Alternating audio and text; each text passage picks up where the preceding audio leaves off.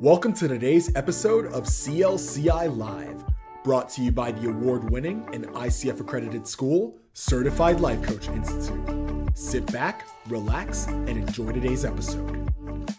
Hi, everybody. So those of you watching, please, I just want to remind you guys, please comment, like, share, subscribe, follow, all of that good stuff. We say this right at the beginning to remind you that we only know that you like what we're doing by your interaction. So please subscribe, like, follow, share, all of those good things. I'm going to turn it over to these fantastic human beings here so that they can introduce our topic. Yeah, I want to give a quick shout out to Carol. She said hi in the Facebook chat. Everybody be sure to chat. Put your questions or comments in the chat, Facebook, YouTube, wherever else we're streaming land. We will address your questions. Today, we're talking about complaining. What is it good for? But we're starting a series, right? Aren't we starting a series? Yes. We are starting a series. Productivity 101. Love it. So for this video and 3 videos afterwards, is that correct, Brooke?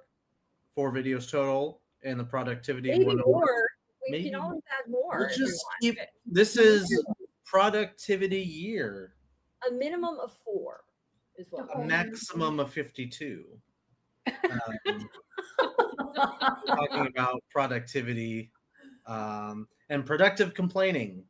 We're not just going to be complaining the whole hour. We're going to be finding out how to productively complain and how our clients can take their complaints and turn it into something a bit more useful, and how coaches can stop complaining and do something useful. I don't know.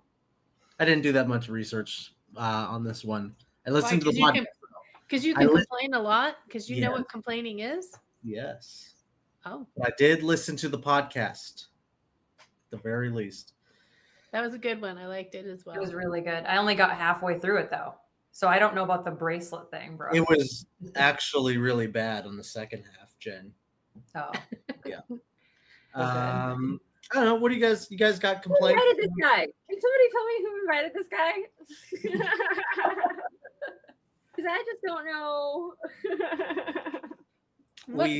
What kind of language is a complaint? What do you think? It's informational. It can be informational. What else? Yeah. A criticism? A criticism. A cry for help. Well, we're just throwing possibilities out there. There's a lot of caveats. I could see that, Anthony. Like, some people just want to be heard. Some people just want to be seen, and they get that through complaining. So that's like they're getting like well, that's sort of going into what they're getting out of it. I think less than what complaining is necessarily, but So negative language. Negative. Very negative. Negative how? Is there a difference between venting and no, same thing? You think it's the same thing? I think it's the same. For me, it's the same. Like, it might be like there's like I think there's levels of levels of complaining. Like, there's different types of complaining and different levels of complaining. And I think venting is the one where I think you have to have an awareness around what the intention is. And I think that's already a step ahead of people who are chronic complainers. Because I think people who are chronic complainers are doing it without even thinking about it. But I think for us to have the awareness that to walk into a conversation, just go, okay, I just need to vent. Like, I know this is not going to be productive, but I just got to blow off some steam. I got to get this out. And then when I'm in a space, we can start to figure out how to be productive. But some just need to just get it out. So to me, that there is that difference in that venting space. I'm aware of that I'm operating in a place that is not fair. And that at some point when I'm done venting, then I'm going to be open, like you were mentioning, Brooke, opening to interaction and the possibilities of what could be different. But I dare say, Lisa, you are 10 steps ahead of a lot of people in the space of emotional intelligence and awareness if you're going into those situations like that. Because one of the things that was brought up in the space of complaining, and I said I really like the phrase echo rooms or echo, what was it? Echo chambers. Echo chambers, yeah. And if we look at like social media, and let's take it as far as like to politics even, right? Oh my gosh. Talk about two sides who are just complaining, and like when you look at those streams, they don't want anybody to come in and not agree with them. Like, they don't my gosh, there's no way. No, even if it's logical, even if they just want an echo chamber, and it's not productive. And it can be the antithesis of productive in many ways. And sometimes, you look at the siege on the Capitol lead to some really crazy, probably negative things and consequences. And why? Because those people are living in an echo chamber, complaining and feeding and creating, and it becomes a monster. I think it really does. Okay, I'll see if I can fix that, Lisa. So yeah, it's not comfortable to be a part of or to witness that. But when I myself, when I'm speaking of, when you yourself, and when I am, when we're in that space where we feel like we need to, I like the word vent because of what I've said the content for me is, but in that complaining, it's still a complaint. We are self-righteous. Our way should be, accepted and echo chambered, as it were. How do we help our clients? I know with my couples, that's totally what they want. One of them, or actually both of them, for their sides. They want you to agree with whatever it is that they're saying and to feel validated. And do they both come in thinking that you're going to agree with them? They both. What do they come in thinking? Well, so usually on the first get-go, and once we get going, it's different. But when they're not familiar, one's usually being dragged in, and not expecting it to go their way. The other one is usually in the idea that they're right and they're going to force this issue during the session, and the coach is going to co-sign their BS. Wow. And that's not what happens, because everybody gets a voice, and everybody, we do a venting spell, a brief spell, and then we get into, okay, what you're going to do about it. How do you want it to be different? What's important about this that spills over in other areas? So all kinds of different things we go into with that coaching session. So let's talk about, like, I mean, have you guys ever complained? Yeah. Yes. Yes. Yes, all the time. And when you go in to complain to somebody, what kind of what do you expect to happen with that? Like, you're going to whomever. If you want to give me a specific example, that's if you can think of one. How do you expect it to go or anticipate it to go typically? Well, it depends on the situation. For me, if it's like a legitimate complaint to a business, like a place where I'm spending money, I'm looking for them to care and create some sort of resolution. But if it's just me wanting to complain about someone that annoys me, I'm typically just looking for that space, just to be witnessed and to feel less alone. Sometimes when people are like, yeah, that person's really annoying, I'm like, it's not just me. Great. I think Brooke might have been witness to a lot of times when I'm complaining during my little work process, when a little speed bump interrupts the process, which could be a phone call, other coworkers, stuff that doesn't get in the way. But when my process is interrupted, I complain and I start to get annoyed, and I'm just sort of vocalizing these annoyances, because if I don't keep them in, I might blow a gasket, and that's the only. So protest. I'm protesting. This is not how I want Flo to be versus complain. What would that difference be? Well, that's him. So what's funny is that will be what his, and we both do this to one another, where I will come in and just be like, I want to complain about something. And then he'll start to give me tangible, logical solutions. Hold on. And I'm like, hold on. And then he will have to stop and ask me, wait, is this just a situation where I'm supposed to just listen and agree with you?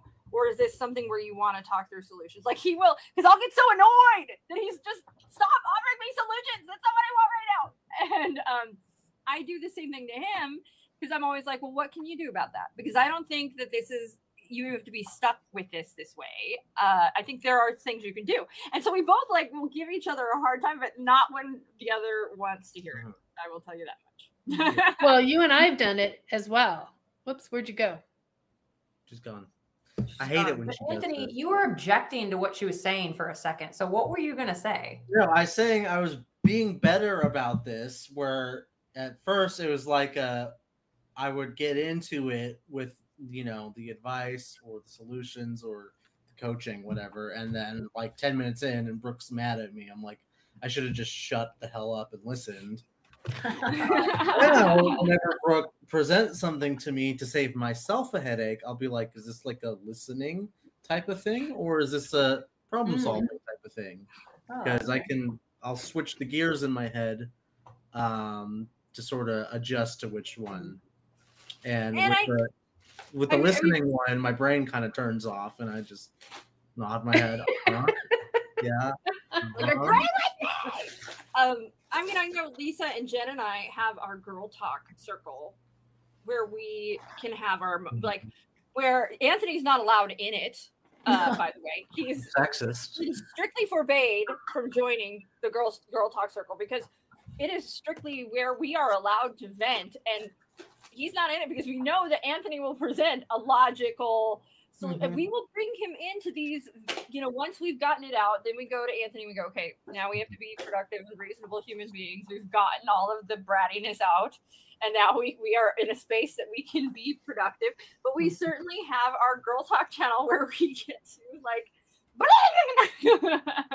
That's interesting though that you say we have to get to a place where we're ready to be productive. I mean, it's true. It's like without that, I mean, I don't think I would receive Anthony's solutionary style as, you know, I would probably challenge it a little bit because I am looking just to kind of be witnessed. But ultimately, yes, I do want solutions, of course. And I very much appreciate that all of you guys filter the conversations before coming to me with anything because I barely have the patience for Slack as it is. Anything more than I have to do, then I'm going to start complaining and start muting more and more people. And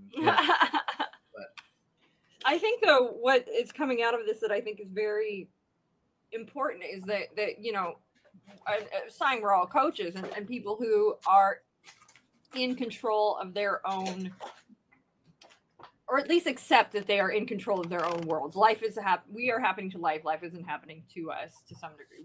We have the ability to affect change in our own environment and accept that, and with other humans. Except Brooke, in the case, I'm going to address Sue Bull's comments. How are all the California folks doing? It's wet. It's wet. Yes. We can't control that. And we can complain about that too. We can complain about the weather, but we can also grab an umbrella out of the back of the car instead of not grabbing an umbrella. It's very scary. Like, yeah. Which I did earlier. So they're more in Southern California area as opposed to the northern, which is really underwater. Really water right now. We're doing better. We've become North California because there's we're getting their normal weather. Yeah.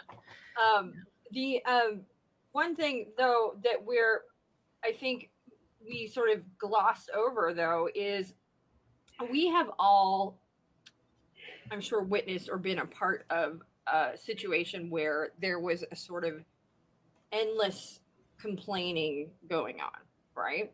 Where just, I mean, I've been witness to it with other couples when like not now as much. I luckily have good people in my life that aren't complainers, but I've definitely been in those situations where I knew somebody and all they did was complain about their significant other, but they never did anything about it. Like they never see, they just never. And you know, on the receiving end of that, it's like, what are you doing? Like, and that's when I realized, well, maybe I just have really no idea what's going on inside that relationship, and I'm just getting a small little picture of it. But you know, it was maddening to me to just like the constant complaining, and it wore on me as a listener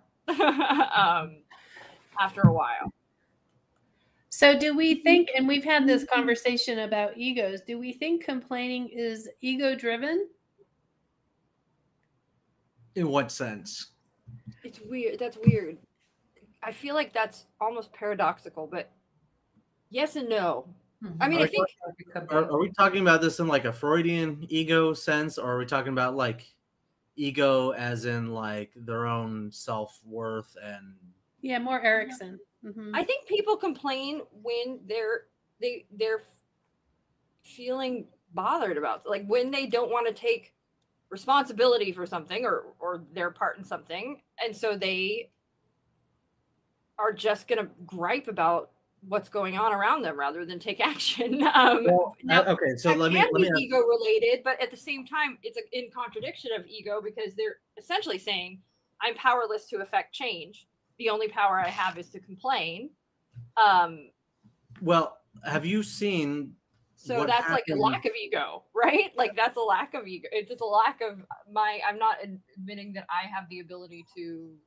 I'm sorry. I'm trying to finish my thought. I am at the same time saying that I have no control over the situation. Something's happening to me. I'm not happening to it.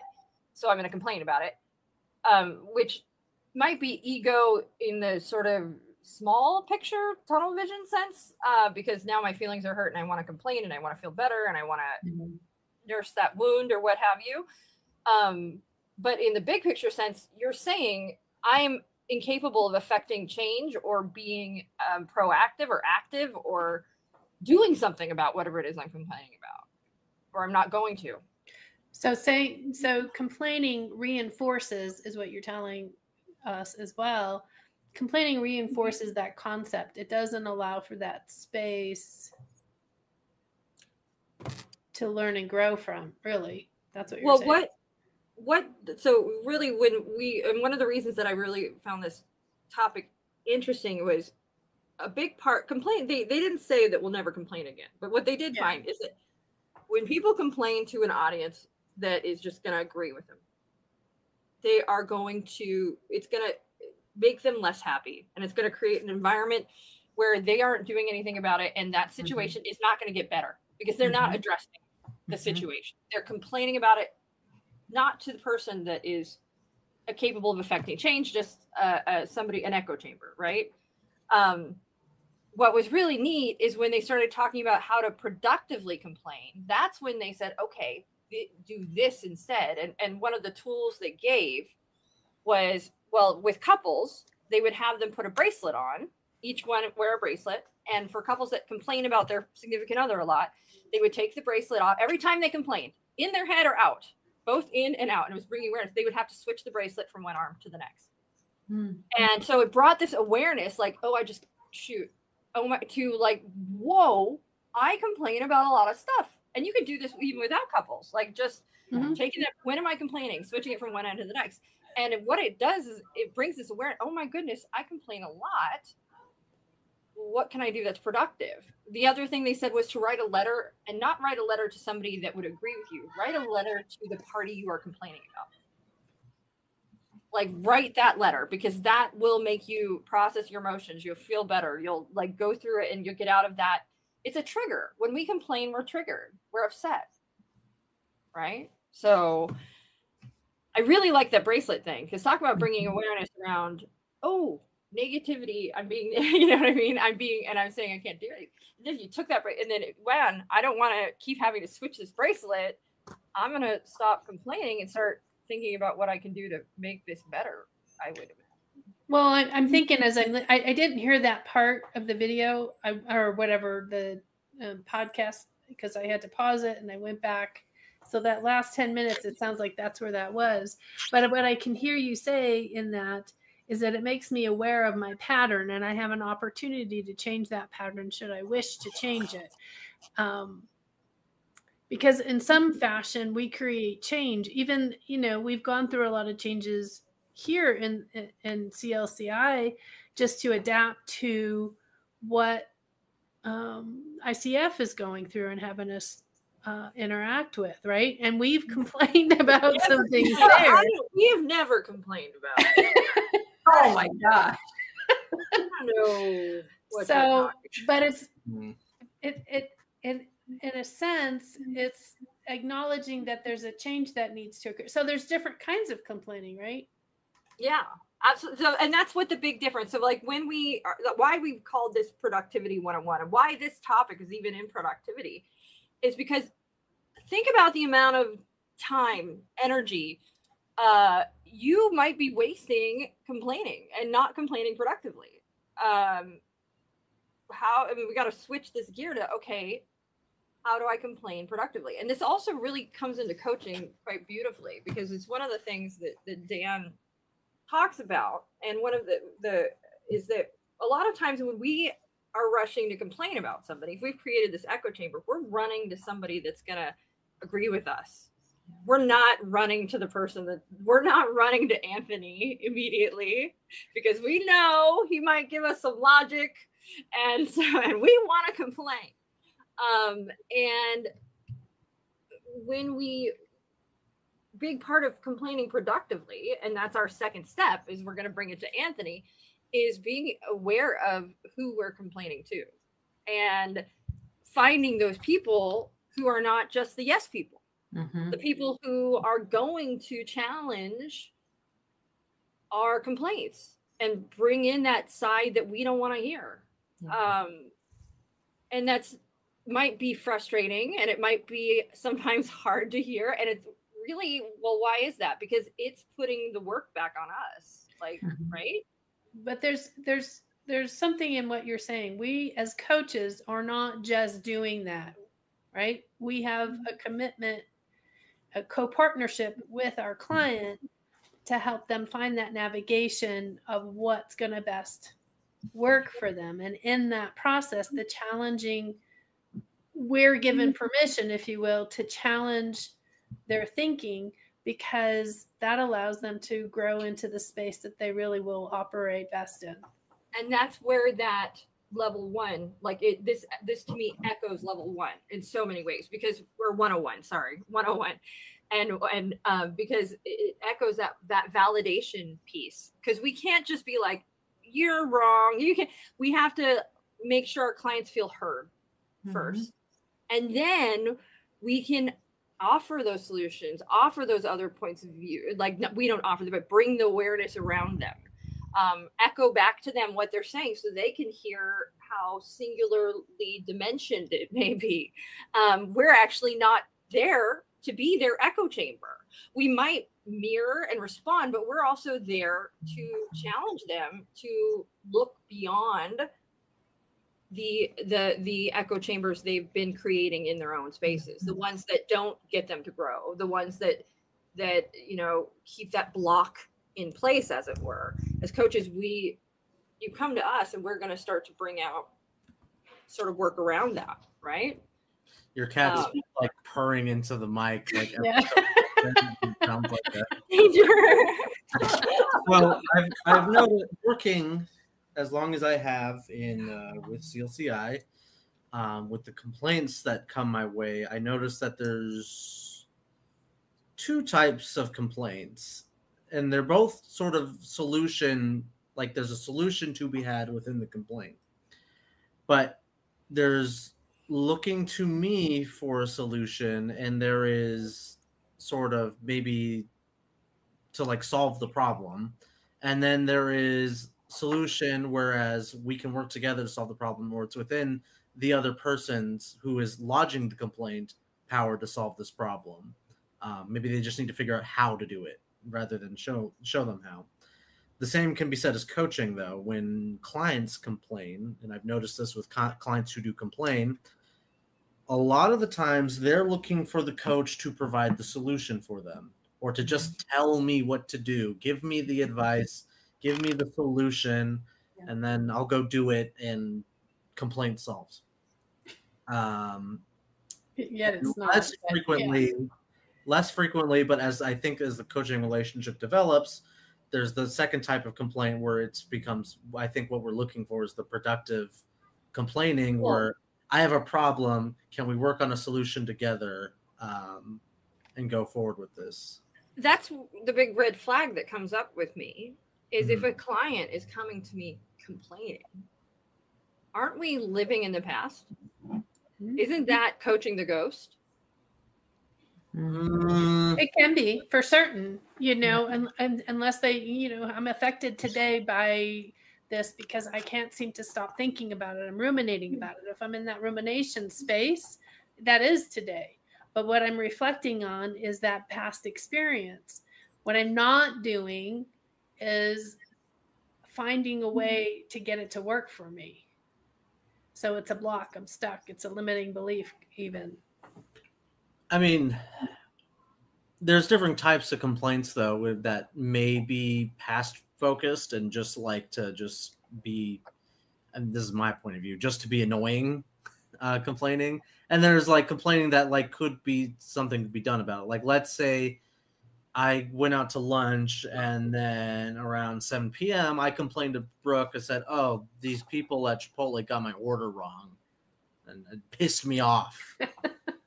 Not really much that Brooke. You're there through that whole process. How can they get that wrong? I don't.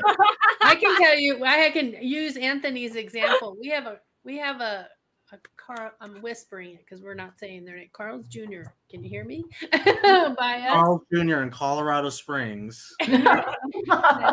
Every single time they forget things, they get it wrong. It is so annoying to go there. So yes, you can go on with that one. But yeah, like those kind of complaints where it's like these one-off events that happened in the past that like you can't really do anything about it other than say maybe don't go there again. But like these are not useful complaints for a coach. I don't know. My dad would call the number on the receipt and he would get a free something. Gabrielle did. Yeah, I guess there is something to do, but like complaining about maybe like a bird taking a crap on me when I'm walking to my house. That's like, good luck. Oh, all right. Didn't know that. For your hair too. Thank you for the alternative way to. That makes you feel better about bad things or keeps you from doing bad things. but what I'm trying to get is sometimes crappy bad things just happen. And complaining about them, it's not going to be worthwhile in the sense of like getting somewhere. So some clients will do that. And I've noticed that before, and I'll just ask, so what does that have to do with what we're talking about with coaching? Like, I'll just try to bridge the connection for me because I'm a bit lost. And the few times that has happened, they were like, it's nothing. It's just a complaint. Like, they'll tell me I'm just complaining. Be like, okay, and then we'll move on. But there's an opportunity there to help them in that moment, find out how that serves them, because in some fashion, it keeps them removed from taking responsibility in that process. Yeah. And that's important. So that was going to bring me to this question. Like Carol put, I feel like complaining isn't as productive as venting. Complaining to me is more passive. And I think that that's a great point. And it sort of popped a question into my head. As coaches, should we let our clients vent to us? Should we let our clients complain to us? And how long should we let that go on for? And how do we give them validation or what they need if they're doing that without agreeing or complying, or how do we maneuver that situation as a coach? Basically finding out how it serves them, right? When we do the coaching agreement, what are you here to work on? What do you want to get by the end of today's session? That kind of shortens that time frame down so that they're not complaining and all of that, we may be interrupting during those moments. Yeah, so that's like, but let's say, you know, we're getting into the work and we hit a point and they're like, you know what, I can't do this because so-and-so is like this and they're always like this and they do this stuff to me and it's not right and I don't like it. And you know what I mean? Like, how long do we let that go on and how do we maneuver that? I would point blank ask at that point if they want to shift the focus. Because that question is bringing to their awareness that they are shifting the focus. And now I'm just making sure that that's what they want to do. Most of the time, it's no, I don't want to shift the focus. I just needed to say that back. I really don't like this person. So I have to figure out how to, I guess it is putting it back on me a bit, you know, but this is a step in my plan. Not liking them is a step in my plan. No, I know. I would then bracket the conversation and be like, so this thing that we're talking about, is this like a block towards your goal? Let me ask that question first as your coach. Is this preventing you from accomplishing your goal? Yes or no? And then whatever the answer is, no, it's not. Then I want her job. It's in my, she is in my way and I don't like her. So yeah, it is. How do I get rid of her? Let's brainstorm ways on how you can get rid of her. Oh my gosh. But yeah, so bracketing, hold on, but let me get back to bracketing the conversation. If it's a yes, this is blocking my path to achieve my goal. Is this a block you want to work on right now and remove so that you can continue on? And then we'll go from there. So but basically what you're saying is reestablish the contract, right? Yeah, but it's also, contract. When I say bracket, I'm very visual about this. I'm literally putting brackets around this whole hypothetical conversation and this package. I'm saying, are we going to work on this or are we not going to work on this? Is this important to our coaching session? Is it urgent or is it not urgent and can be dealt either on your own time or at a different time? Can I take it back to another situation though? Yeah. Let's say you have a client walking in the door and we have in Go Learn, we have G is greet them. Right. O is it? What is O? This is the one I need. Is it observe? It's not observe. It's we're talking about Go Learn. Yes. Greet. Hang on, I have it right here. Yeah. I believe it might be. Is it observe? No. It's ownership. Ownership. So, over the past session. So I have a client.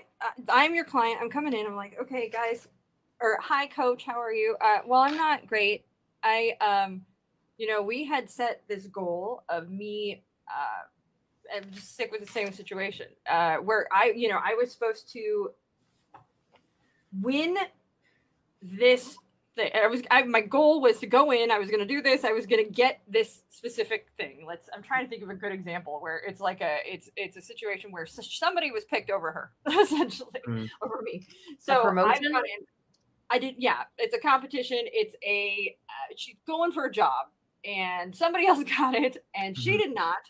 Mm-hmm. So I have not reached my goal. We have spent all this time working, and now my goal is somebody else got it. I can't do this, and I think that I don't like the way I don't know why they chose her. I worked harder. I have done this.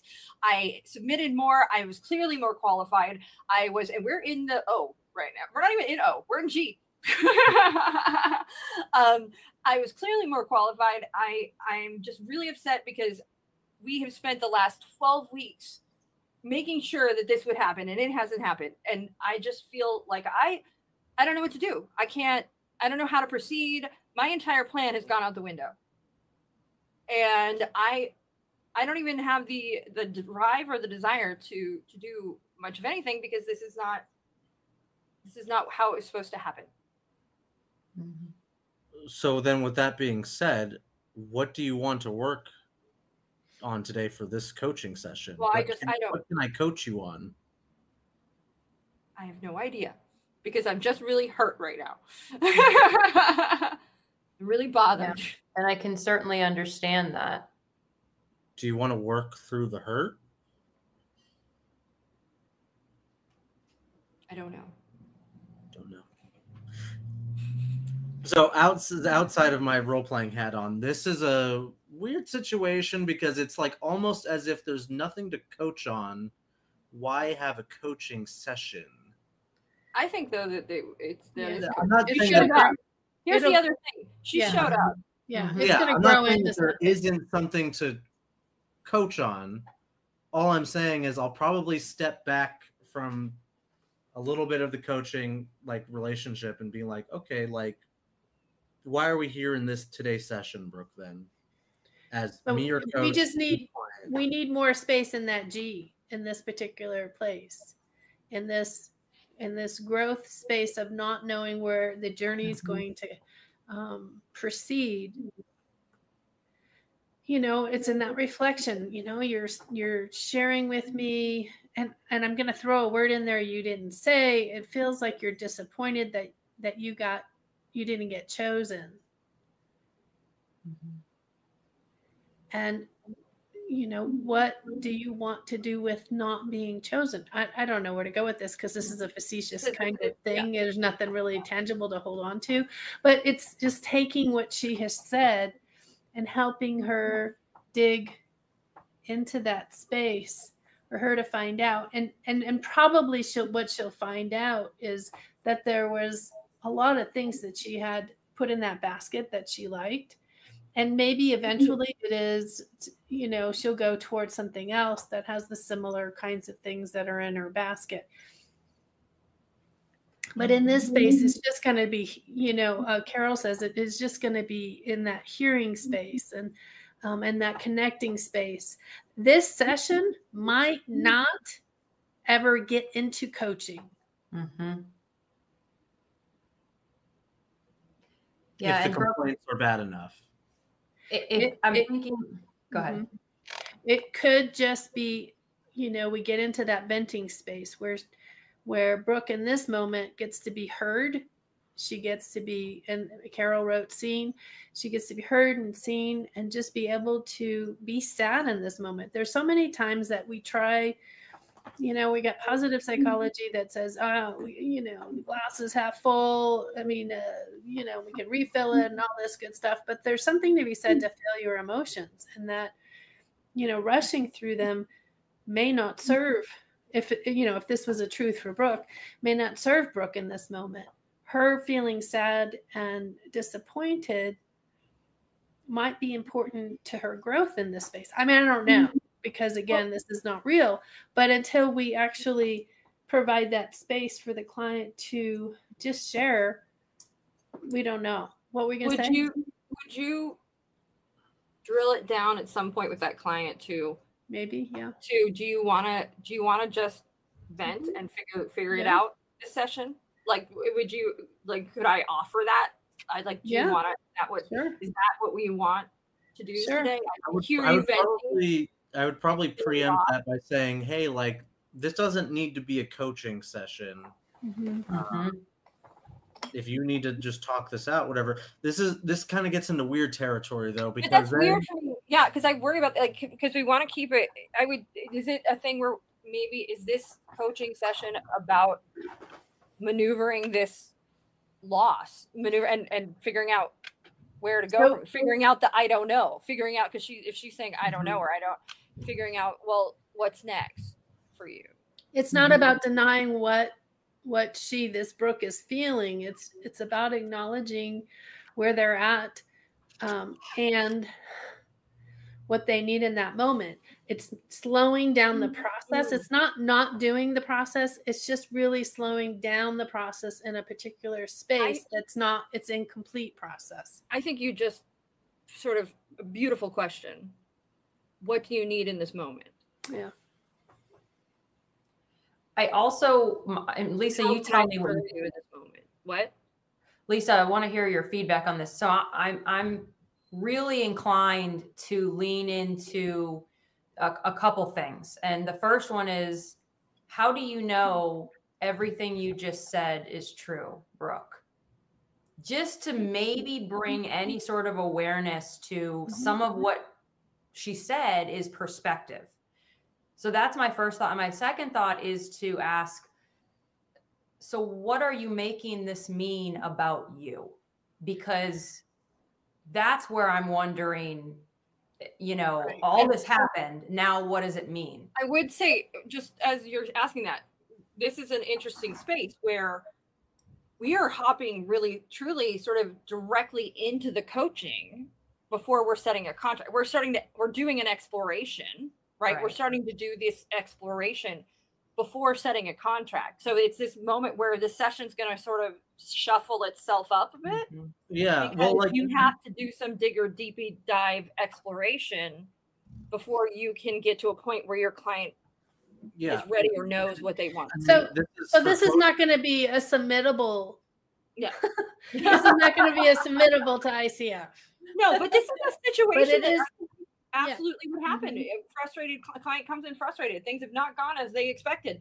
They are in a place of just really like disheartened, and this is a human thing that happens. And probably self-esteem. I keep cutting Anthony off. Sorry. And self-esteem is probably going to jump in there as well, and you'll hear self-esteem language that took a tank from this. Okay, Anthony, go ahead. I had a recent session that was exactly like this, where normally session contract, that's like boom, right? And the first thing that you do, but it got delayed maybe like 20 to 30 minutes into the session because you have to figure out what the goal is to even have a coaching contract for the session, to even establish that. You got to know what you're working on. And when a client comes in and they're frustrated or they're complaining or they're venting or they're just dealing with maybe a disappointment that gets in the way of their goals, you have to work through that before you can come up with a goal and something actionable for the client to work on.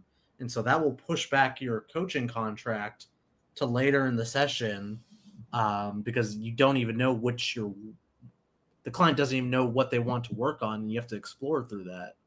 And a few things too, I would also keep in mind in these situations where this happens, where, you're setting it later because there has to be exploration. You've got to maneuver emotions. You have to maneuver things that are going on to get to a point where you can start to be productive. That vent, we have to get through the vent before they have to vent before like they can die hard of being productive. They have to move from the girl talk group to the group.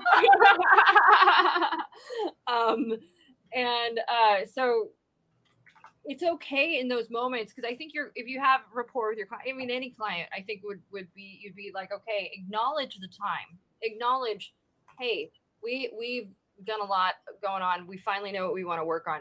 There's only X amount of time left. Let's do our best with that time.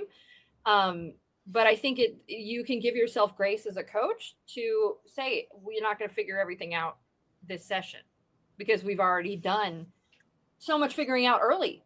And that was just figuring out what you wanted to do. Like that was a big, so there might be a space to acknowledge that exploration, that early part is not that you haven't been productive in the session, that you've actually been very productive. It just happened early and sort of out of order. However, if this is a normal routine for your coaching sessions, that's something to self-check yourself on. You've gotten into a poor habit, and you've got to establish, the go learn, essentially, those ethics and standards. Oh my goodness! Why is Die Hard suddenly appeared? We're venting. Oh, because he's in a vent. Yeah. Okay. It could also be like an Among Us reference. So you can't really tell that it's Bruce Willis. I'm just gonna say see his eye. Yeah, you can tell. At first, I thought it was something not good. Think of him as the hairline. You can tell from the hairline, especially. But back to what yeah, you want to make sure this is not a routine that you coach fall within your clients, because that's going to not be supportive of a coaching session. And a one-off kind of thing, that's perfectly natural and normal. Also, here's a maybe a counter thought to that. No one says or dictates that your sessions have to be an hour long. If you need to flex to a client and say, I'm doing an hour and a half session, 30 minutes for venting, then we do the coaching contract, and then we do the hour coaching, and then you find a way to bill that to them, go right ahead. I would just also I mean, when you say that, make sure that you are abiding by your contract and your time, though. Just because the client came in and needed to vent for 30 minutes, and this is an hour-long session, they paid for 1 hour. Yeah. Don't No. What I mean is like literally. Don't push it beyond the hour because they had a thing to do. Maintain that hour and maintain your time and make sure that you're getting paid that accurate amount of time for that time. And don't be afraid to do that, because then you're going to end up complaining about this client always going over to somebody. And I'm going to go, well, whose fault is that? So sorry. I was being like very literal, just like you're paying for an 1.5-hour session. It's including the 30 minutes to complain to me. Those are that's billable time. If you don't want to complain, then we'll stick to the hour of coaching, because you always complain when we come into the session.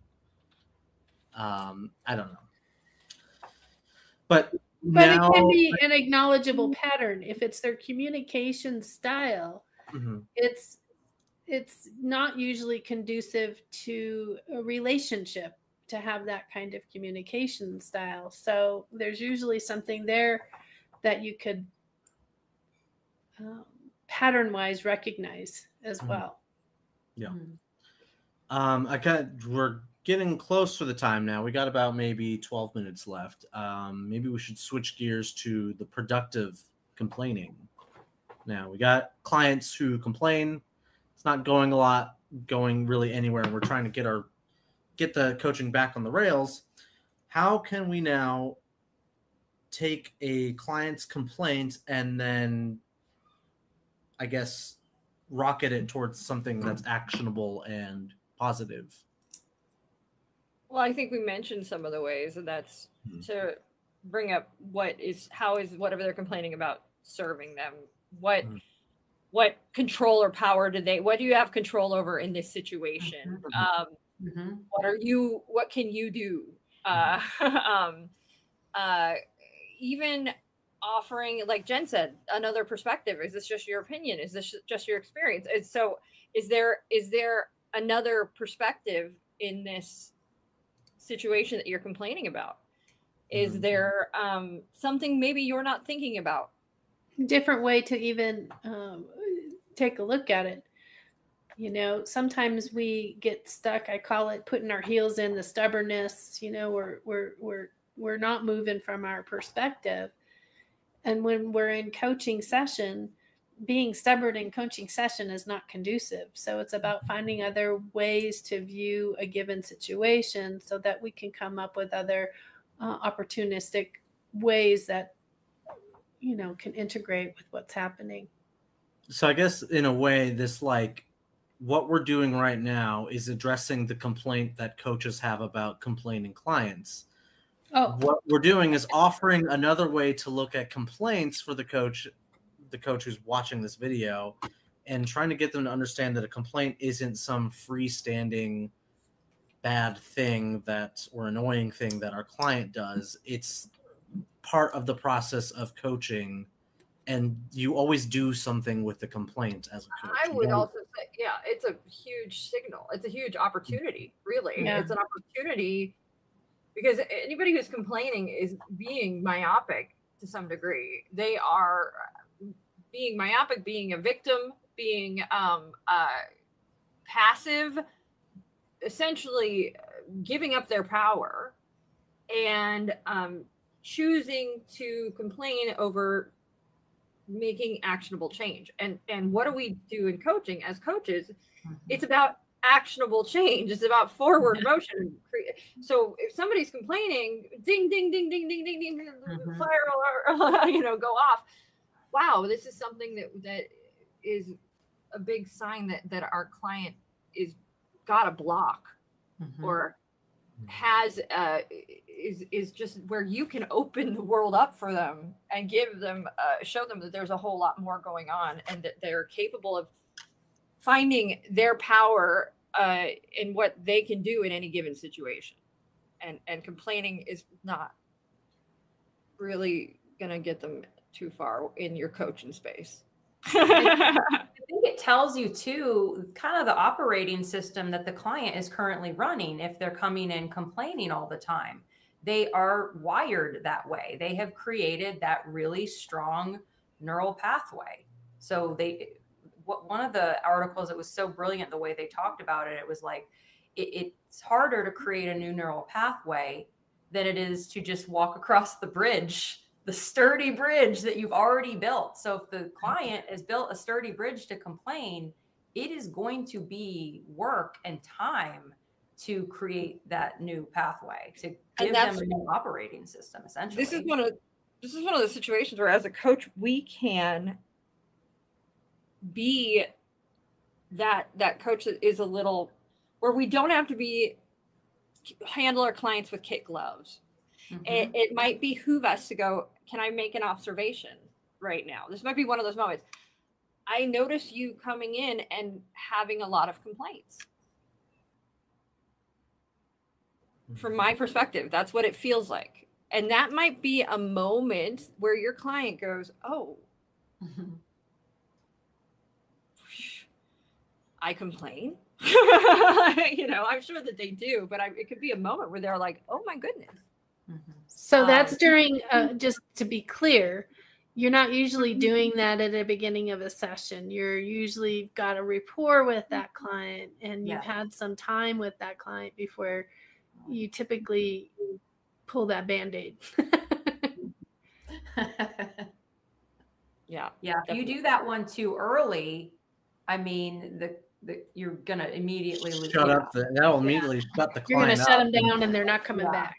So you have to build that rapport to where the client feels safe for you to, be that direct. And you unless you're that coach that's like, no, I am the direct coach. So you're gonna come into me. I'm gonna give it to you how I see it. I think that's clients are coming to you for that tough love. I think that's what I'm gonna present. We should when we do our staff student coaching program, we should have them select the profiles of the coach they want. And I want to advertise that I'm that coach who'll just tell them, shut the hell up. Just shut up with the complaining. Just knock it off. Stop it. Funny. That'd be awesome to be that kind of coach. Yeah, I like that. And I'll be the one that's very soft and gentle and we're trying to find a way to do 2 coaches per client. So it's a good cop, bad cop kind of coach. Good coach, bad coach. Yeah. That's a whole different thing. The bad coach is just going to tell you you're wrong. No, they'll still coach. They're just going to be mean about it. But it's for the good coach to come in and save the day. The rescuer. Yeah. So we're going to have a perpetrator and a rescuer. Good triangle. So I think we're going to go ahead and finish this up if we can. If nobody's going to complain about it, I'd love for us to do that. And so final thoughts, everybody?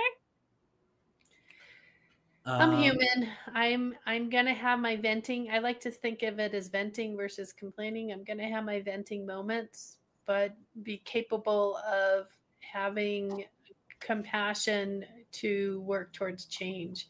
Having my clients and doing the same with my clients, letting them have that space that they need for basically their venting, if that's what they need, and then find out what they want to work on in that change from their experience. My final thoughts, bracket the complaints and find out what they are actually for.